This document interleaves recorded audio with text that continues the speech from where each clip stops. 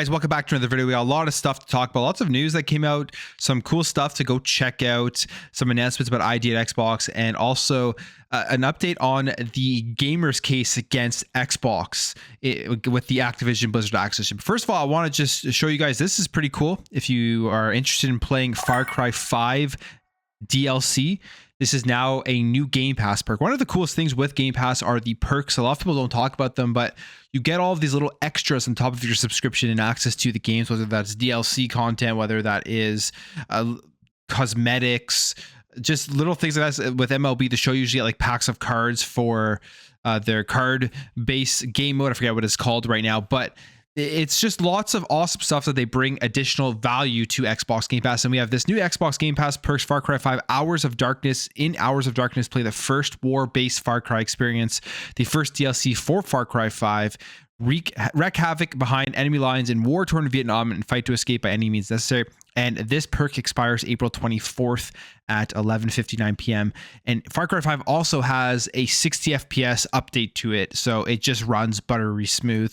I love Far Cry. Even the recent Far Cry 6, I had a great time with it. So all of this stuff you can go check out right now with this Xbox Game Pass perk. And then we'll jump over here to some unfortunate news. If you are a fan of the older Battlefield games and you still kind of want to jump into them time after time, they are all getting delisted and all of the online services are coming off. You won't be able to play these games anymore. You won't be able to find them in the Xbox or anything like that.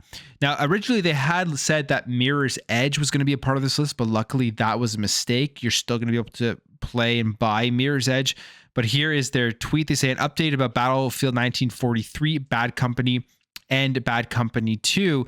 And basically, they are going to be taken off the digital storefront starting April 28th, and then the online services are going to be closing on December 8th. So you only have about a month if you want to go pick up these games before they're just completely taken off. And again, this is the digital era of stuff, which has a lot of people concerned about the future when companies are just literally going to be able to take these games off of the store. And if there was never a physical version released, there's just no way you're actually going to be able to access these games or at least have them in your collection in some way or another. These games here you can find very cheap digital or physically. That's the thing. There's so many of them out there. So if you do want to get it and you do want to just have it in your collection, you're not going to be able to play online or anything, you can still go out and get that. But going forward, when there are games that eventually get listed that never had a physical release, it's going to be just a sad thing if you're somebody like me who likes having a collection of games.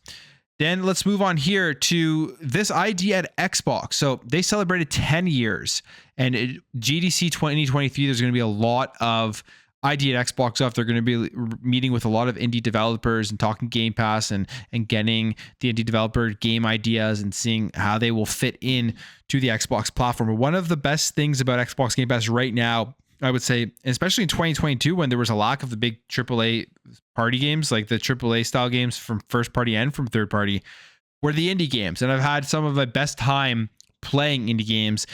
Just if you go down here to this graphic, like Celeste, one of my favorite games, like I think maybe of all time, Tuning it up there as well as one of my favorite games of all time, Hades, Cuphead, The Artful Escape.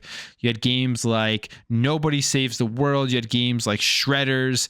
You have games like Weird West, just so many amazing indie games, The Ascent, like tons that came out with Xbox Game Pass. And I know a lot of people just like playing those big AAA games, but there are so many great indie games. If you don't open up to them, you are missing out on a lot of quality content. So Xbox put out this article here celebrating 10 years of ID at Xbox, and they made some pretty cool announcements going forward that I think is going to be very helpful to indie games and is going to just improve the amount of games that we get in the Xbox ecosystem in Xbox Game Pass from big indie developers that release awesome stuff. So it says here, first of all, that I didn't know this is actually a pretty interesting piece of information, that early access program from the ID at Xbox, from direct responses from independent developers, actually helped Xbox create a lot of the great features that we have today. So it says over the years, several programs have started at Xbox in direct response to independent developers' feedback.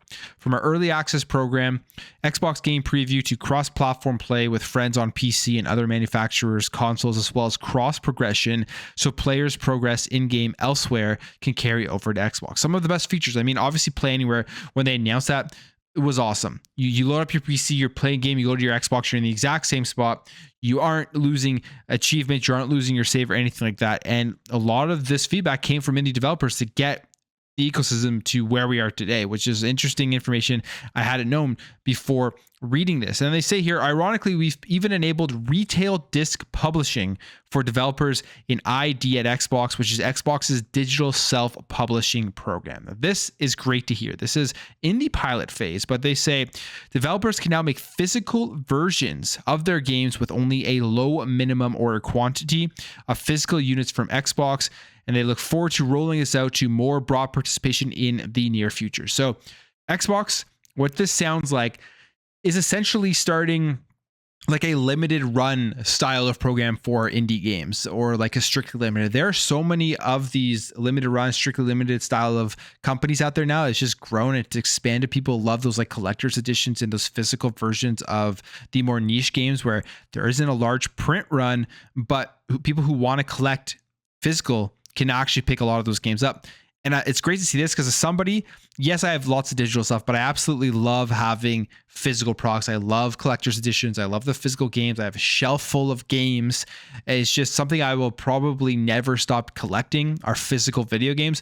Seeing that Xbox is now going to support some of these indie games that generally would only release it digitally because there is no cost benefit there to make a physical version, knowing that not many people are actually going to go out and buy it. And Xbox supporting this means that they're going to be able to actually release these out to the public and have a limited run of their games, which at the end of the day will make them more collectible as the years go by. Will be super interesting to see if it's just going to be like the physical version, just the physical box with the disc inside, or are they going to help them and support them making more like collector style of stuff, or at least in terms of a physical version, maybe it has like an art book and like some extra little things in there that we see with a lot of these smaller games that do release physical versions, maybe even like a manual. I love to get back to colored manuals in games. I know I'm very old school like that, but I mean, that is literally the best reading material when you're in the bathroom, was the manuals within video games. So that'd be super cool to see. I'm really happy to see Xbox doing this, and I can't wait to see how they roll it out, how they announce it, and just how you actually go out and purchase these physical games. So that was the coolest thing I think of this entire article. But then they go on here as well and talk about Game Pass deals. Now, we've heard a lot about how Xbox does their deals. It's like different, they say, pretty much for every game, whether it's just a lump sum payment to get the game into Game Pass, covering marketing costs, covering development costs, or it's like a pay per use or pay per download scheme that they have with the different developers, depending on the size of the game, the popularity, and where these developers think would be the best for them.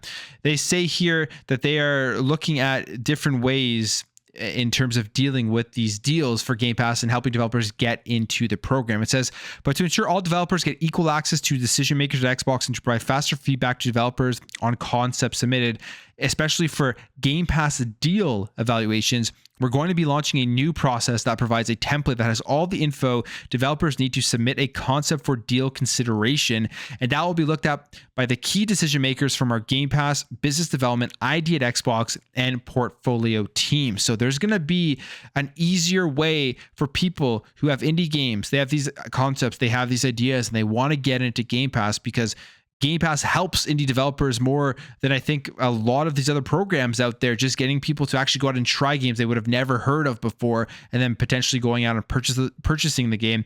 We've seen the stories from the No More Robots dev where they've made actually more money after putting their games into Game Pass.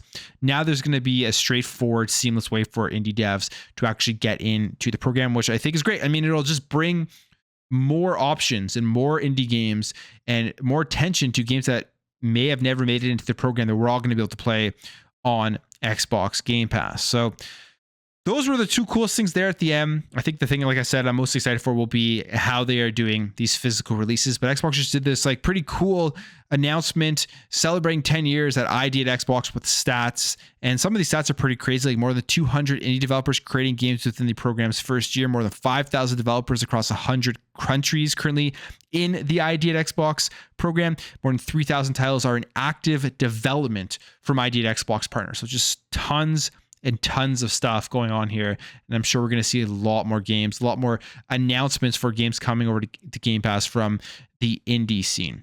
But we'll move on here to the final thing I want to talk about in today's video.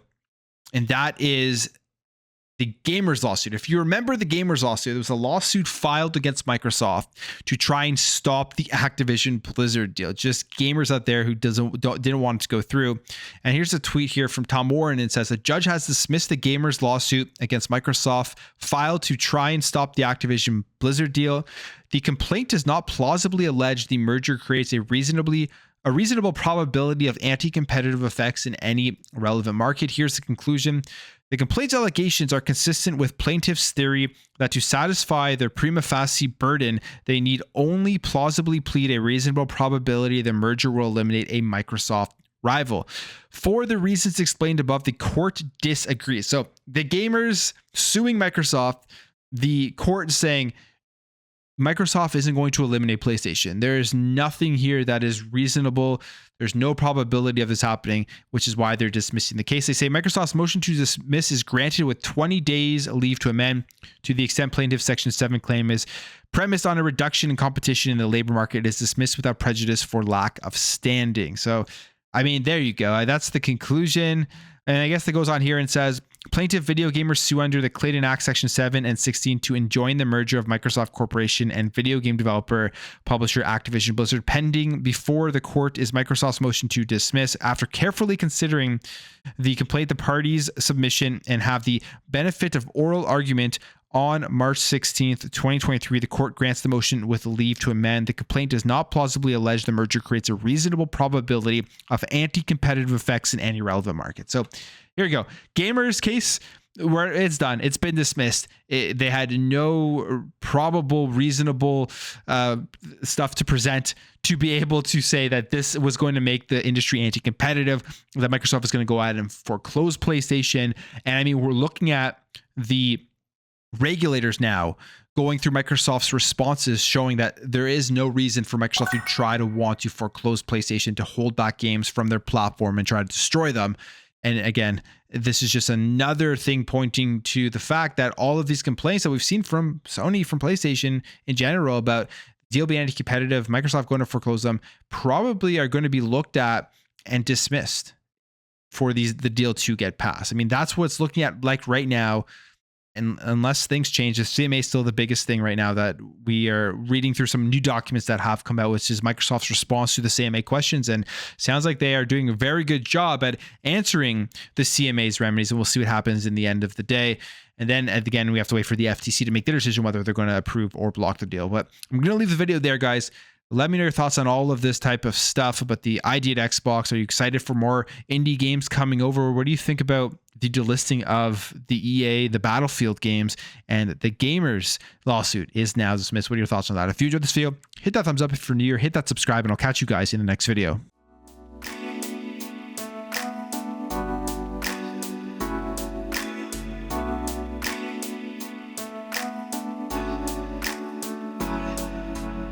We'll be right back.